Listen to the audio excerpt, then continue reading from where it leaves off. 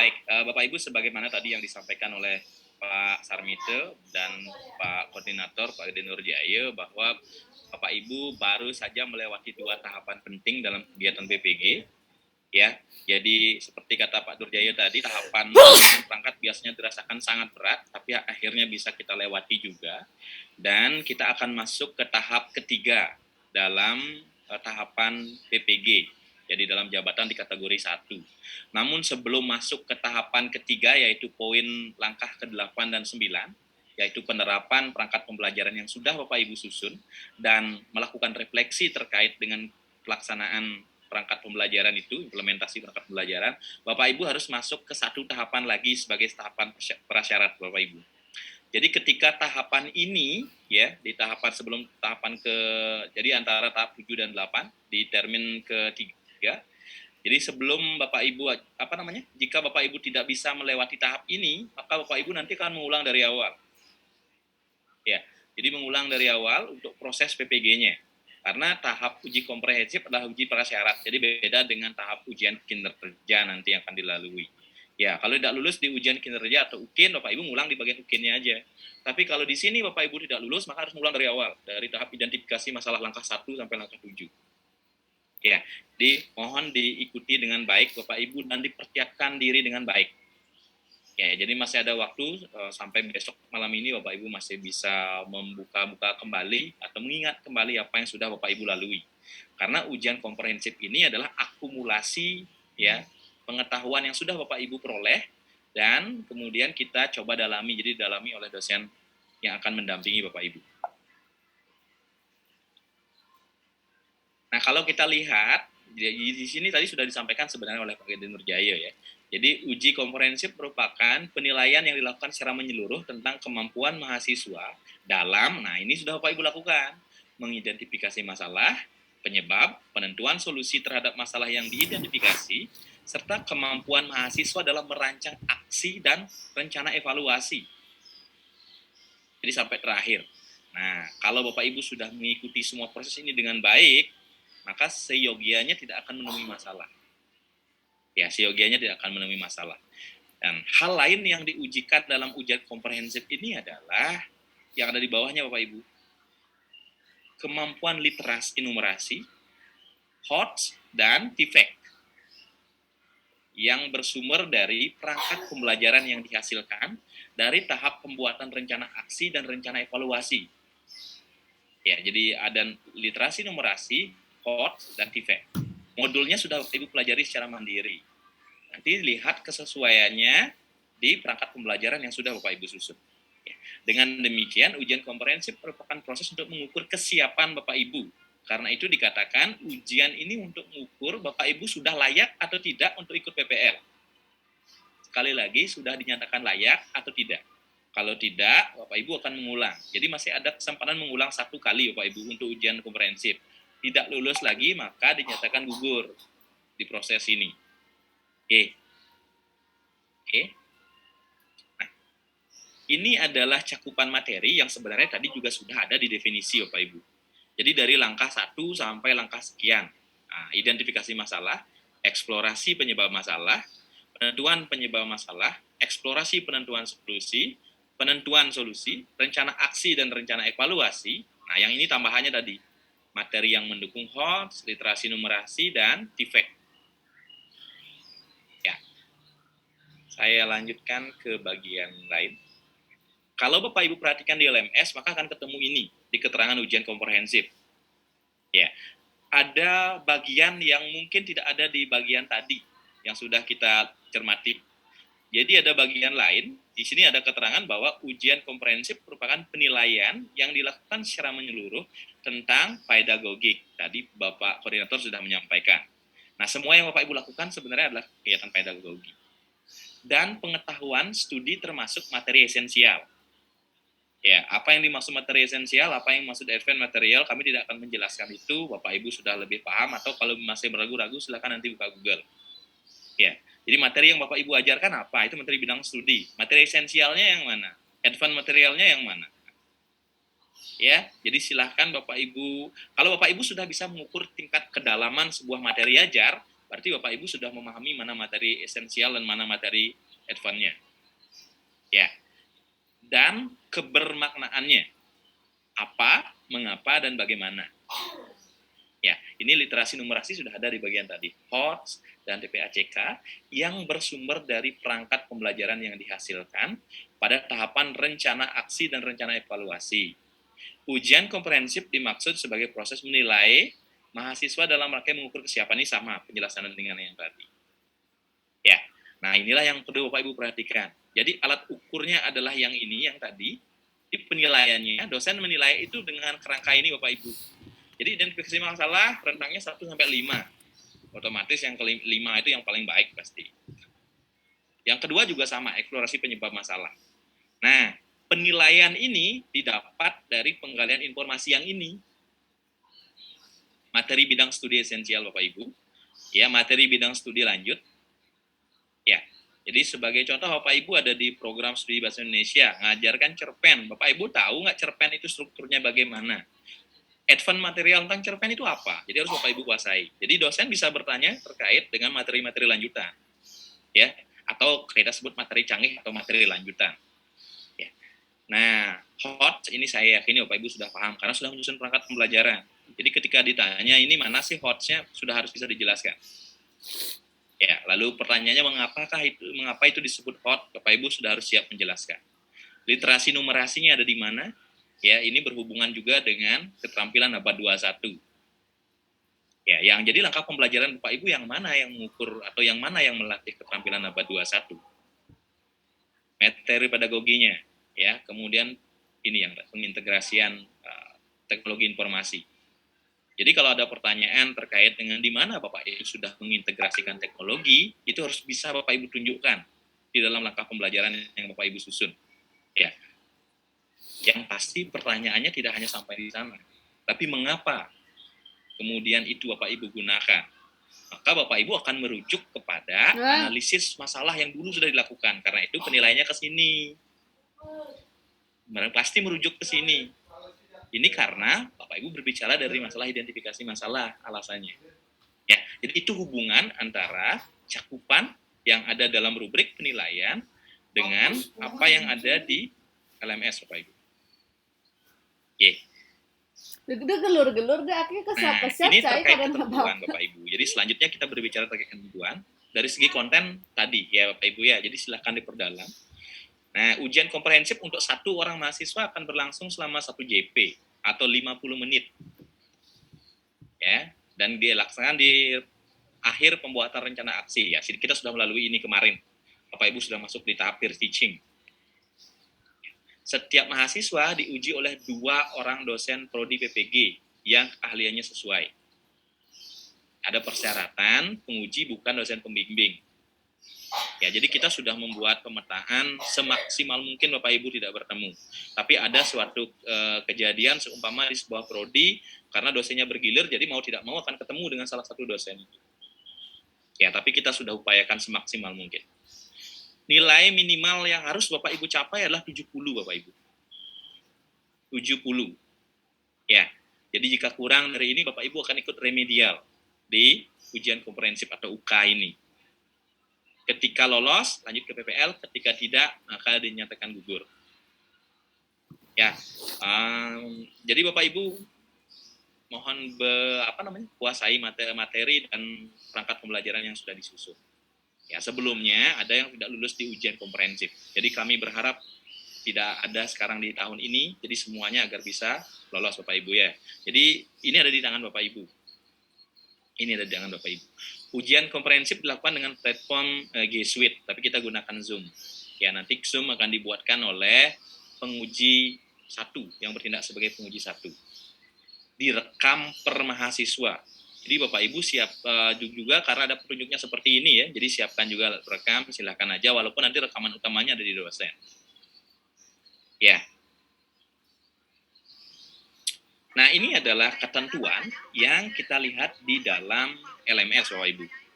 Jadi di LMS ada di sana uji komprehensif dosen pertama, kodenya U1B, kemudian ada juga kode U1C. isi di dalamnya sama. Yang berbeda adalah ini untuk dosen penguji 1, yang C-nya untuk jadi 1C-nya untuk dosen penguji 2. Ya. Nah, Bapak Ibu di sini sudah ada petunjuk sebenarnya. Ya. Ya, ada petunjuk tentang diberi pertegas kembali juga sama dengan yang tadi, 1 JP oleh 2 orang dosen. Kemudian nilai minimal 70. Yang penting dari keterangan ini sebenarnya bagian bawahnya. Ya, karena ini informasi barunya, yang ini sudah ada tadi. Silakan unggah 1 dari 2 set dokumen perangkat pembelajaran. Bapak Ibu ya, jadi Bapak Ibu memilih 1 di antara 2 yang sudah dibuat untuk diunggah di LMS. Di kode U1B, Bapak Ibu unggah untuk dosen 1. Tapi jangan lupa juga mengunggah di U1C, yang tujuannya untuk dosen kedua. Ya, jadi perangkat yang sudah dipilih silakan unggah di sini, di U1B dan di U1C. Silahkan tentukan. Jadi Bapak Ibu yang paling tahu kekuatan perangkat pembelajaran Bapak Ibu. Saya yakini setiap perangkat pasti ada kekuatan, pasti juga masih ada kelemahan yang Bapak Ibu rasakan. Ya, jadi silahkan ditentukan. Karena dosen nanti akan masuk menggali pertanyaan dari perangkat pembelajaran yang Bapak Ibu buat. Ya, jadi dari perangkat yang Bapak Ibu buat. Ini modelnya apa, kenapa memilih yang ini, sintaknya bagaimana, mana hotnya, tipeknya ada di mana, keterampilan generasi, numerasi, atau dalam hubungannya dengan keterampilan abad 21-nya ada di mana. Kalau yang ini dikatakan hot, kenapa hot, mana buktinya, jadi siap-siap dengan penjelasan-penjelasan seperti itu. Suatu ketika sangat memungkinkan dalam waktu 50 menit ini, Bapak Ibu diminta menampilkan cuplikan pembelajaran. Sangat memungkinkan. Ini tergantung dari arah pertanyaan dosen yang ingin menggali informasi terkait dengan cakupan ujian yang tadi. Seumpama Bapak Ibu katakan, oh untuk mengukur keterampilan abad 21 terkait literasi numerasi, saya cantumkan di dalam inti pembelajaran. Bapak Ibu mungkin akan diminta untuk menampilkan inti. Jadi coba deh dipraktekkan inti pembelajarannya, Bapak Ibu harus siap. Ya, Bapak Ibu harus siap, jadi tidak ada siswa di sana, jadi akan ngomong sendiri untuk menunjukkan bahwa inilah langkah pembelajarannya. Ini sepenuhnya tergantung dari penguji Bapak Ibu. Kalau dirasa perlu untuk menggali informasi itu dan waktunya cukup, pasti diminta. Tapi kalau tidak akan diminta oleh dosen. Ya, yang kami wanti-wanti sekarang adalah mohon disiapkan Bapak Ibu. Ya, mengatasi memprediksi segala kemungkinan yang akan diminta oleh dosen penguji Bapak Ibu. Pengalaman tahun lalu di Daljab 4, karena berbeda Bapak Ibu, kalau di tahun 2020, Bapak Ibu menampilkan 1 cuplikan penuh. Jadi ngajar penuh, seperti ujian seperti peer teaching, tapi nggak ada siswanya, Bapak Ibu ngomong sendiri. Ya, di tahun 2021, skemanya berbeda di ujian komprehensif, menampilkan cuplikan.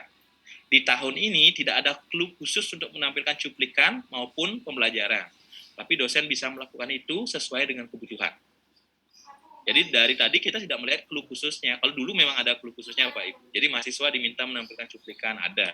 Sekarang tergantung dari dosen penguji 1 ataupun 2 nantinya yang mengatur waktunya. Oke, jadi jangan lupa Bapak Ibu silahkan ditentukan. Kami harapkan sebentar lagi Bapak Ibu sudah mengunggah, karena dosen itu akan mempelajari dokumen Bapak Ibu. Briefing untuk dosen dilakukan jam 1. Setelah briefing, saya yakini dosen-dosen akan membuka LMS.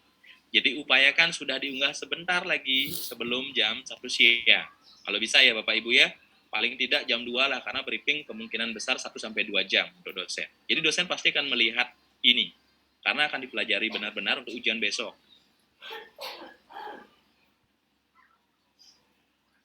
Nah ini yang kami sampaikan tadi, jadi ujiannya menggunakan penilaian acuan patokan, skornya adalah 70 minimal untuk bisa lulus.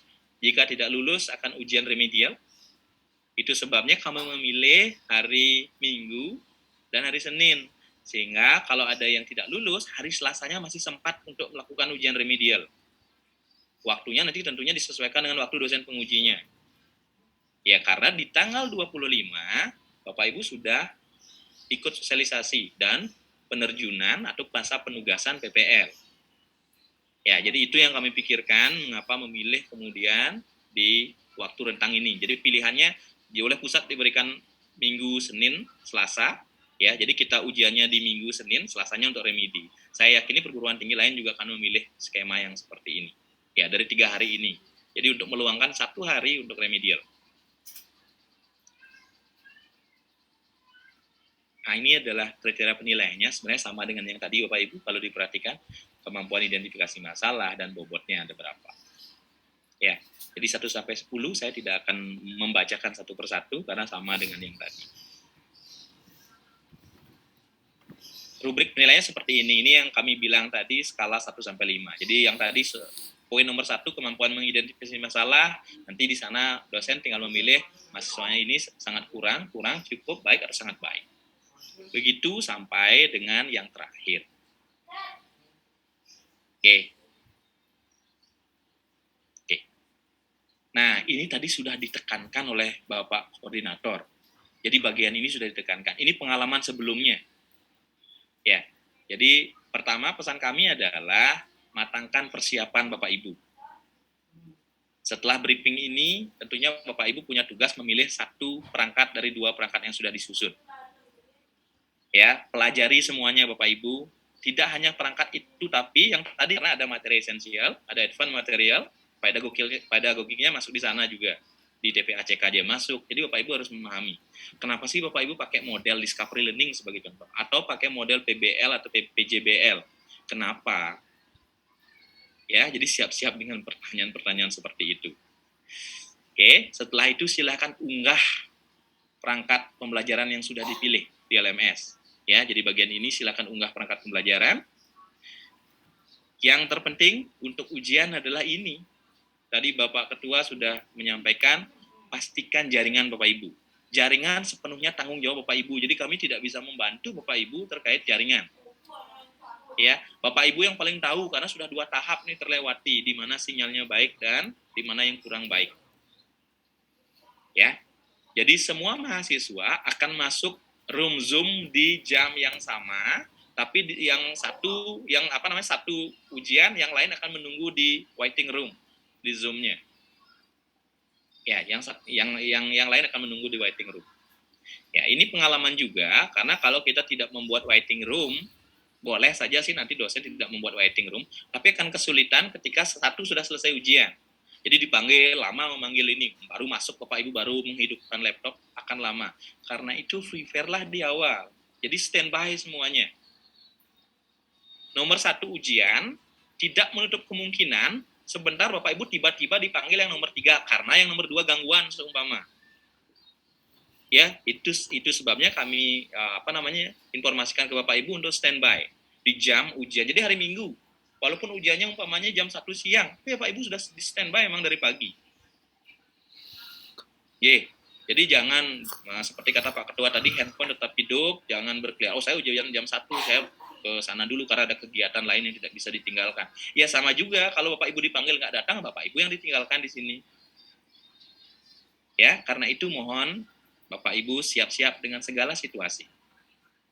Ya, kami berharap semuanya bisa lancar sehingga sesuai dengan urutan. Tapi jika tidak, maka Bapak Ibu yang belakangan,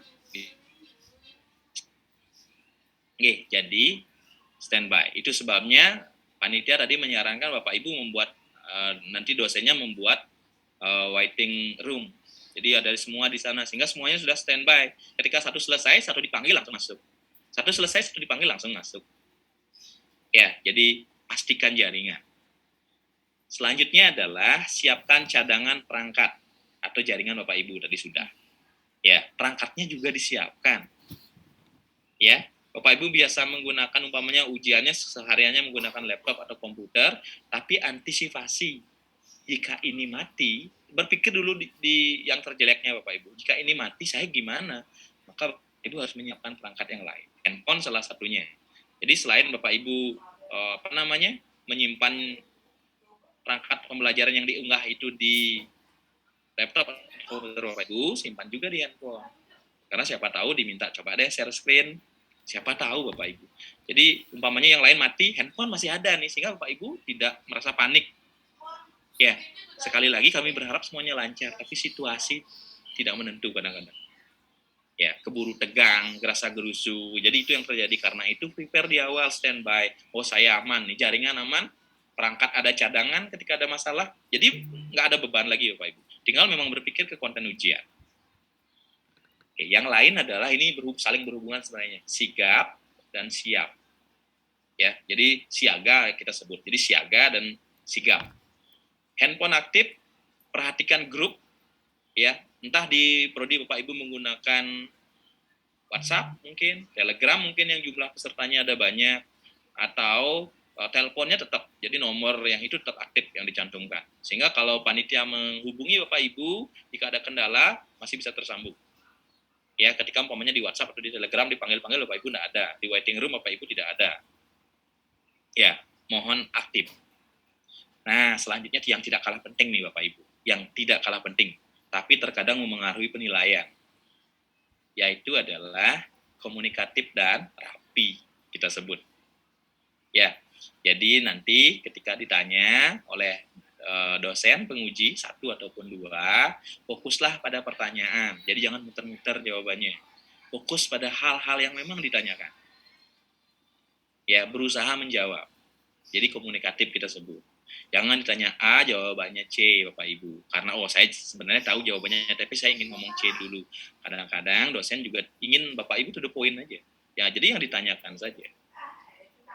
Ya, oke, penampilan penting, jadi perhatikan. Tidak ada ketentuan sebenarnya di sini, Bapak Ibu harus mengenakan pakaian apa. Jadi di juknisnya tidak ada.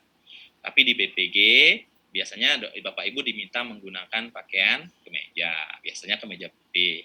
Ya, tidak ada salahnya Bapak Ibu menggunakan pakaian yang sama sehingga nanti dilihat oleh dosen. Ini bukan tidak ada aturan baku Bapak Ibu ya, tapi kami berharap Bapak Ibu bisa. Saya yakini Bapak Ibu sudah memahami ini. Ya.